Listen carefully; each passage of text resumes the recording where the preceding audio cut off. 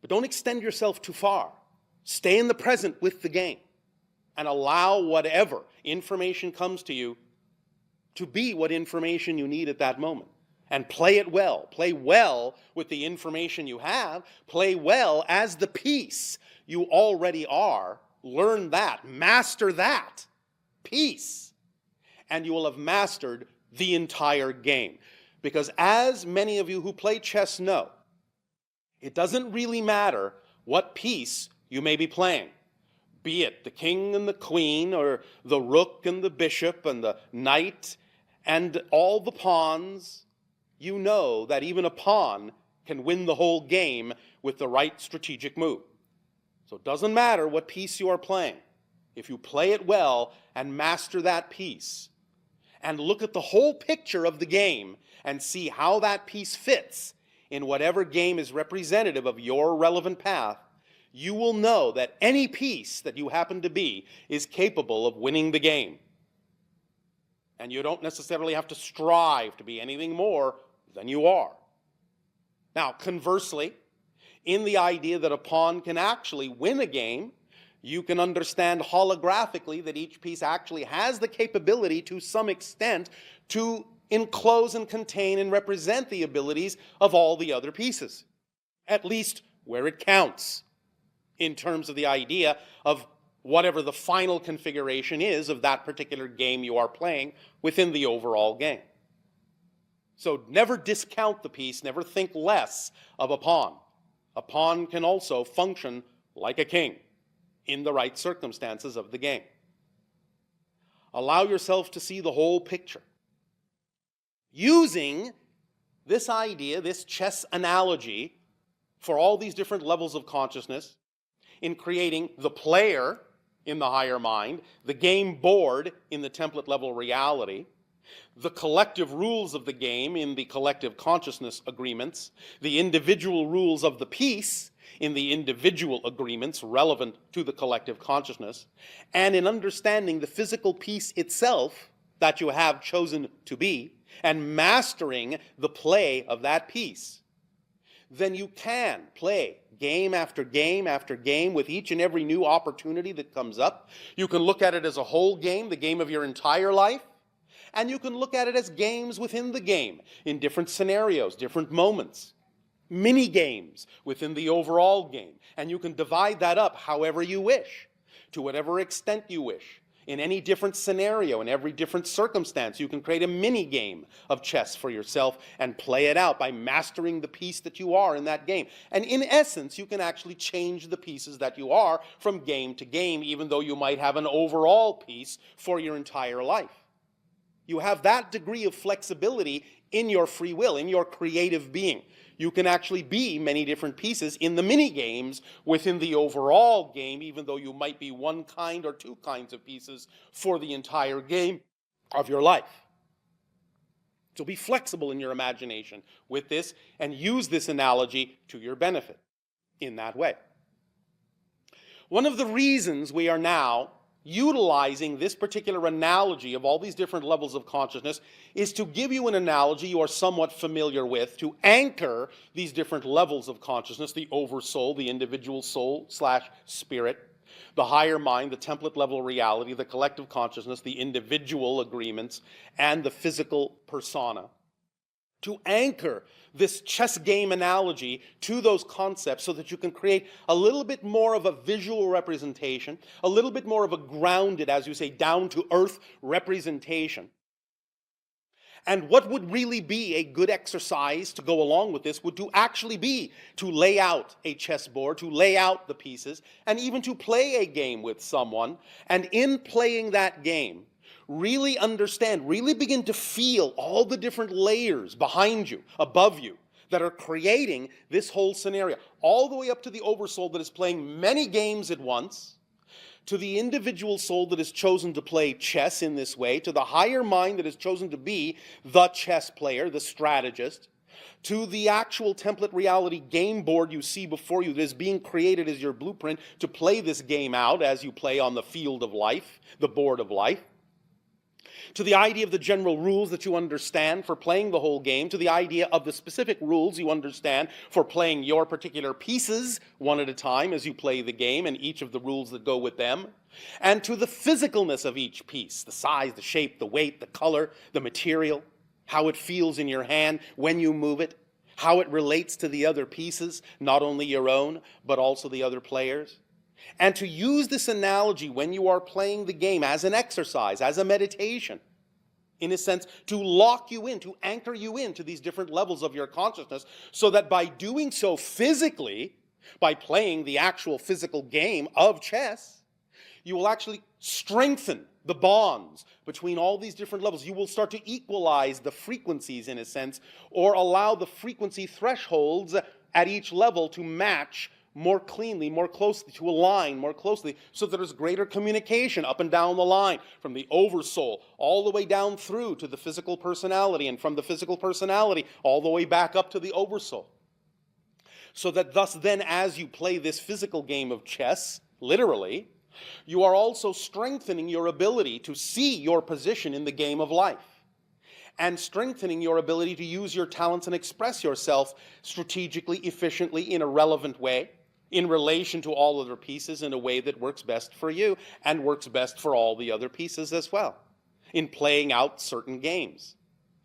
Use this analogy in this way, and you will begin to really see that you are capable of expanding your senses in a variety of ways. It may begin, as you play the game of chess, with an ability to start seeing more moves ahead, as you develop more of a skill at looking at a multitude of parallel reality probabilities all at once.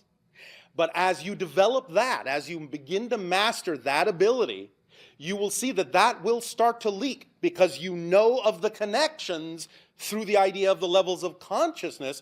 It will start to leak and rub off on those different levels, back up the line in such a way as to allow you the opportunity to experience the same kind of foresight, the same kind of expanded view that the higher mind has in playing this game, in your life, in all your endeavors.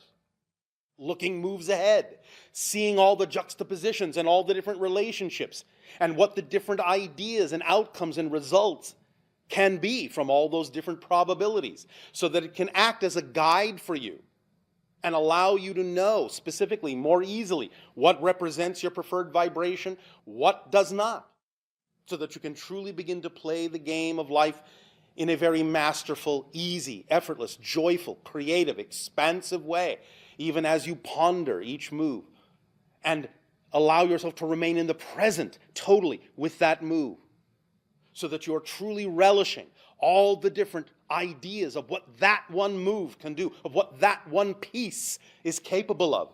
And as you do that, you will cherish yourself. You will appreciate yourself. You will understand what you truly are at your core. And you can let drop away all the things that are not relevant to the true game you are playing, so that you can recognize the difference between the game that you have truly chosen to play and all the other games that may be crowding in that don't really belong on this board at this time. Be they chess, be they checkers, be they cards, be they anything else. Allow yourself to begin to recognize, by using this analogy and by playing that game, what is germane and relevant just for that game, and what does not need to be on the board. You will simplify not only the game, you will simplify and speed up and accelerate your ability to go through the game that much more efficiently, that much more quickly, and get on to the next game, and the next, and the next, and the next within the overall game of your life. And this again will leak into your true life and allow you to operate more efficiently, more cleanly, in an accelerated way, knowing exactly what to do, when to do it, understanding the moves, understanding the consequences of those moves, understanding how everything is interconnected in that way as one game. You'll start to see, in a sense, with X-ray vision, the idea of the multitude of probable realities that are open and available to you to become different versions of yourself as you shift from parallel world to parallel world, from game to game to game. And the whole game will start to change, even as the mini-games change within it. And you can shift more radically, more drastically, more smoothly, more efficiently, more completely. So, we offer you this opportunity of using this analogy to allow it to be something that will help you align in a variety of ways, to focus you and yet expand you, seeing the big picture, all the probabilities, at the same time that you are understanding each individual move, to work in that holographic, coherent, and cohesive way in your life. Let it leak in. Now, if you decide that you wish another analogy, by all means allow your imagination to be your guide. You can start with the idea of checkers. You can start with the idea of cards. You can start with the idea of dominoes. You can start with the idea of Chinese checkers. You can start with the idea of Go. You can start with the idea of Mahjong, or any of your games. It doesn't really much matter. We have chosen the analogy of chess because of its precision and because of the ability of the different pieces to be strongly representative of many of the different traits that actually exist within some of the choices that you make. The different levels, the different classifications of ideas, of playing pieces, and what they are capable of doing, and how they are capable of moving, and how they are viewed in relation to the other pieces. Chess, in many ways, has many different kinds of complex interactive probabilities. And we have chosen it for that reason because, in many ways, it is highly representative of the same degree of relevant complexities, shall we say, and richness of texture that exist in the choices that you give yourself in physical reality. And so it is a very workable analogy for that purpose, and has direct correlation and connection to many of the different levels that we have talked about in the idea of your consciousness that is relevant for how you create and experience your physical reality. But use what you wish. It's up to you. While at the same time, if you can learn to master chess using this analogy, it will be a little bit more of a refined and a little bit more of a precise way of connecting to some of those levels than checkers might be or cards might be. It's up to you, though, because you can use your imagination to find the richness and complexity that is required to make the analogous connections to the different levels of consciousness as it relates to the game that you have chosen. It is up to you. But the higher mind is the game player. The physical mind is the playing piece.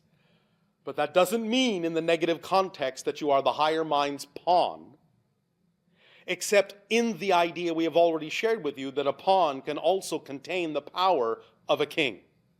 And it is up to you to allow yourself to know that that power is there, and to choose the succession of parallel reality games, whatever piece you choose to be, that allows you to find that ability to be at exactly the right position, the right place, the right time, to be played in the correct way, to demonstrate that any piece on the board can win the game. Find that power. Be that piece. Master that game. And play. Play freely. Expand your ability to play, to see more than one game at once, and to choose which you prefer. As we thus then proceed later in our live interactions with you, keep this analogy in mind. Whatever dialogues, whatever questions and answers we discuss, keep this analogy in mind. Allow yourself to apply this concept to the questions you may have or the things you may wish to share, so as to bring clarity and to bring connection to those different levels of consciousness in these dialogues, to help propel you forward and expand your senses and give you more of an ability, more of a skill to become a chess master and understand all the rules of the game very clearly within yourself, so that you will know what game you are playing and what game you truly prefer to play. And you will learn the difference. we will extend to you at this time our deepest appreciation for allowing us to share this concept with you. More of this concept will come out in the dialogues we will have in the live interaction. But for now, we wish to aid and assist you by letting this concept sink in, by imagining now, if you will, for a moment, this chessboard with its 64 alternating squares, and imagine, if you will, the playing pieces on that board, and understand that these playing pieces are made out of your energy. They are you. And allow yourself to examine from both sides all the playing pieces facing each other, the white and the black, whatever the opposite color may be. Start looking at both sides of the game, because only by understanding the other side as well will you be able to play your best game. You cannot really win by playing against the other side, but you will win when you learn how to play in alignment with the moves that the other side is making, in such a way, like what you call a martial art, that you match that energy, match that movement, match that frequency so precisely, so perfectly, so masterfully, that it requires hardly any effort at all to position your piece in the winning position. It's really learning about who the other player is and what all the other pieces are attempting to do that allows you to play your best game. Even though in some senses on Earth, as you do these things, it may seem to be adversarial, you may think of the other player as an opponent, but they are not. They're another aspect of you. And the pieces that are facing you, coming toward you, coming your way across the board from the other side, in many ways are your pieces too. Polarity is also expressed in this game. And it is very, very wise and very efficient way to play the game of chess to fully understand exactly all the probabilities of the other pieces coming toward you as well. For only understanding the polarity, only fully understanding the potential of all the pieces on the other side, their perspective, their point of view, that they also bring to the game, that both of you, in a sense, can win. And this is another type of chess altogether. A fifth-dimensional type of chess, where every player actually wins simultaneously. There is a way to actually play the game that way, with that outcome. And we will get into that another time. But keep that in mind. For it's a total game, and all the pieces are reflections. And you are simply playing yourself. We thank you for allowing us to share this idea with you. And we will continue this analogy to whatever degree is appropriate and relevant in our exchanges upcoming in this transmission this day of your time. You may thus then enjoy a short break, and we will connect with you in what you call live fashion in moments.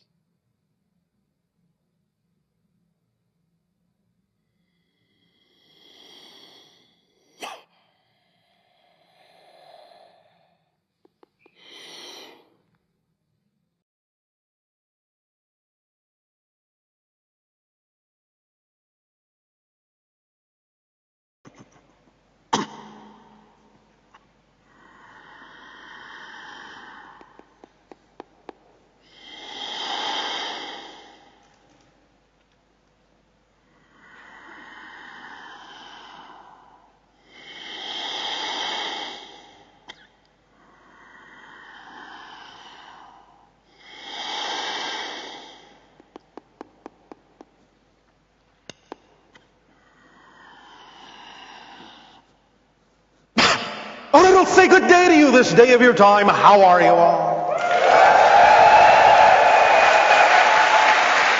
All right. All right. Thank you. All right.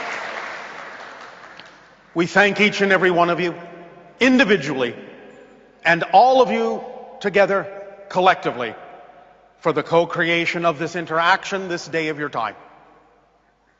Each and every time you offer us an opportunity to interact with you, we get to experience yet that many more ways that creation has of expressing itself.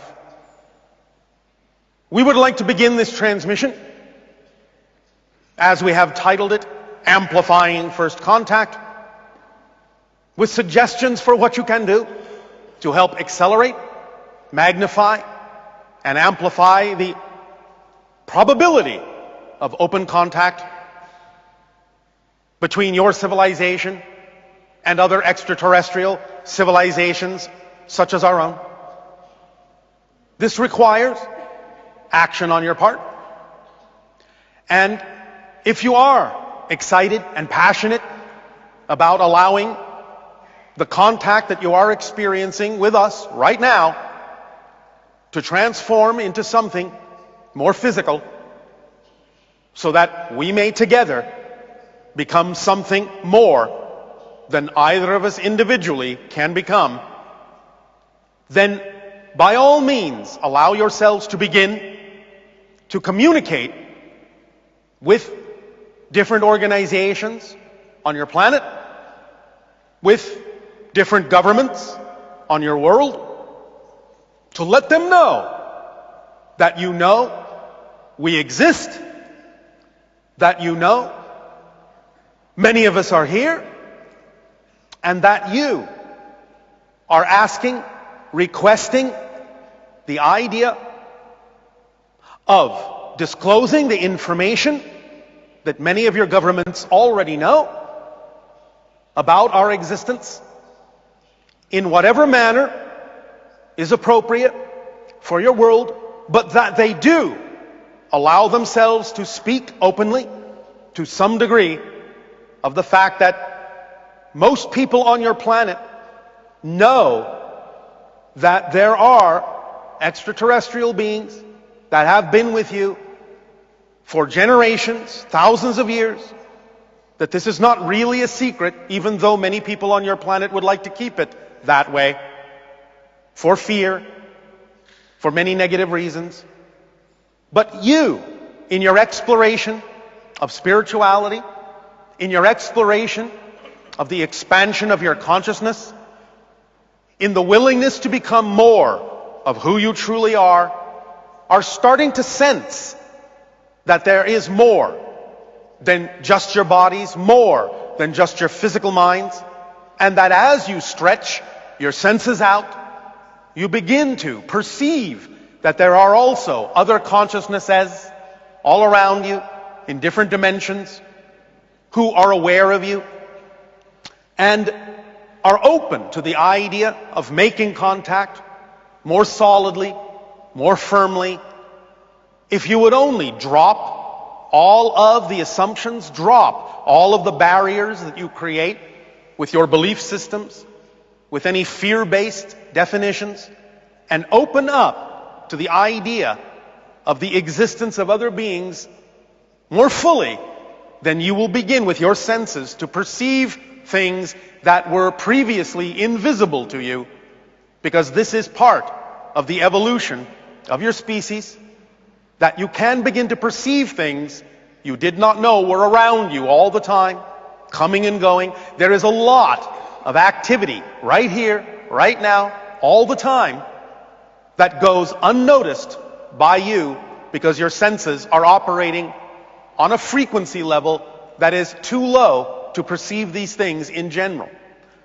But as you open up, as you follow your passion, as you become more of yourselves, as you expand your idea of what you are as beings, you accelerate the ability of others to communicate with you, because as you become more capable of perceiving them, they will then recognize that you are recognizing them, and they will respond, all of these different beings. and they will interact with you. As you drop the veils between your reality and other realities, as you allow your mind to stretch and overlap and begin to perceive more and more of the other realities that are all right here, overlapping one another, your world will become very different. Space and time will become very flexible, very malleable, and you will be able to experience things that border on the idea of what you typically call magic. For synchronicity will expand, synchronicity will increase, and you will be able to experience exactly what you need, exactly when you need it. This will go hand in hand with more communication from beings on other levels to allow you to know that you are always being given the help that you need. You are always being given the guidance that you ask for, because it's not about asking for more than you're already being given. You are already being given all the help and all the guidance that we can possibly give. So when you ask for a sign, when you ask for assistance, when you ask for help, all you're really doing is asking to open up your own senses to be able to perceive more clearly the help that you're already receiving, because no more help can be given because you're being given everything that we can give. So it's on your side, your end, to be able to perceive the help you're already being given more clearly. Then you will know that you have always been supported, you have always been assisted, you have never been alone. And that will accelerate the idea of living in a reality where you are truly interacting not only intergalactically, but also interspiritually. You'll begin to break down those barriers between the idea of physical and non-physical reality, and you'll begin to know that you never really lose anyone when they die, that death is just a transition into a different state, and that family is always family, and that you will be able to communicate with them much more clearly in much the same way that you communicate with each other in physical reality. As you continue to expand your senses by acting on your highest passion in life,